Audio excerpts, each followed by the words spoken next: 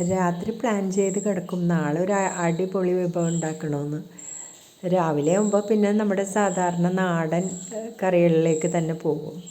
ഇന്നൊരു വെണ്ടക്ക മോരുകറി ആട്ടോ ഉണ്ടാക്കണത്. അതിന് വെണ്ടക്ക ഒക്കെ നല്ലപോലെ കഴുകി ചെറിയ പീസായിട്ട് അരിഞ്ഞിട്ട് അത് കഷ്ണം നമ്മളുടെ ഓരോരുത്തരുടെ ഇഷ്ടത്തിന് ചെയ്യാം കേട്ടോ.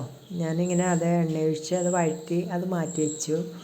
പിന്നെ കുറച്ച് തേങ്ങയിലേക്ക് പച്ചമുളക്, ഉള്ളി, ജീരകം എല്ലാം കൂടെ ചേർത്ത് ഞാൻ തൈര് ഒഴിച്ചാട്ടോ അരച്ചത്.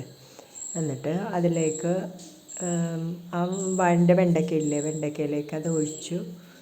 അത് ഒരുപാട് തിളച്ച് പോകരുത്, ഇളക്കി കൊടുത്ത് വേണം അത് ചൂടാക്കാൻ.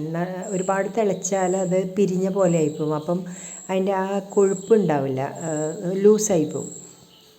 എന്നിട്ട് സാധാരണ പോലെ കടുകും ഉലുവ, ഉണക്കമുളക്, കറിവേപ്പിലിട്ട് താളിച്ചു.